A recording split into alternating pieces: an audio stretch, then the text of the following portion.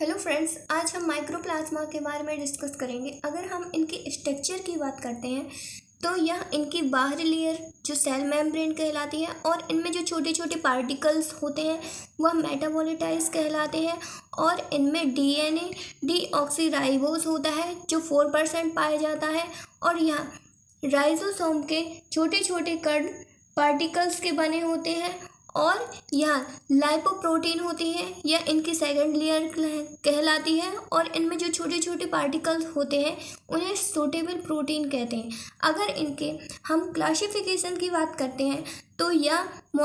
वर्ग मॉलिक्यूलर्स के अंतर्गत आते हैं और इनका गण प्लाज्मोटेल्स कहलाते हैं और यह वंश जिसे जीन्स कहते हैं वह माइक्रोप्लाज्मा कहलाता है और यह फैमिली माइक्रोप्लाज्मेटेसी के अंतर्गत बिलोंग करते हैं। और अगर इनके माइक्रोप्लाज्मा डेफिनेशन देखें तो वह यह एक कोशिकीय वे जीव होते हैं जो कि भित्ति जिनमें नहीं होते हैं और यह माइक्रोप्लाज्मा के स्ट्रक्चर के जैसे ही दिखाई देते हैं और इनका नाम नोवेक के नामकरण पर किया गया था। यह सबसे छोटे सूक्ष्म जीव होते हैं जो कि वर्ग मोलिकुलस लेटिन मॉर्लिन नर्म लेटिन में लीनस और नर्म त्वचा के बिना कोशिका वाले जीव होते हैं। और अगर हम इनके संक्षिप्त इतिहास की बात करते हैं, अगर इनके ब्रीफ स्टोरी की बात करते हैं तो यह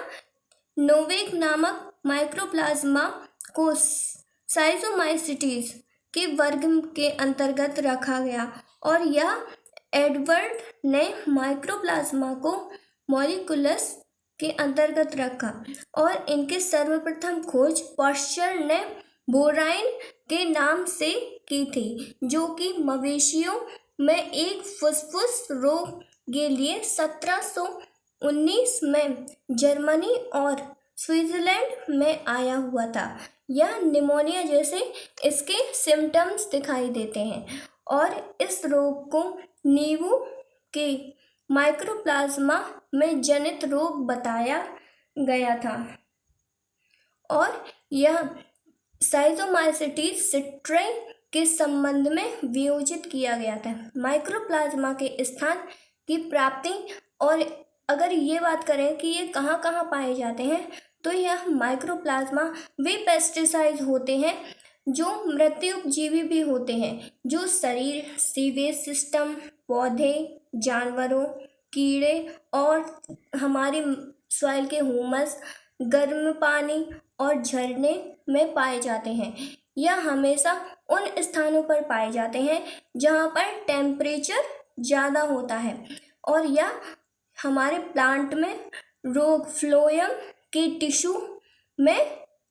डिसीज उत्पन्न करते हैं। और यह माइक्रोप्लाज्मा के अगर हम कैरेक्टर्स की बात करते हैं तो माइक्रोप्लाज्मा को अगर हम इलेक्ट्रॉन सूक्ष्मदर्शी से देखें तो इनकी स्ट्रक्चर बिल्कुल बैक्टीरिया के जैसी होती है, परंतु इनमें कोशिका भित्ति के स्थान पर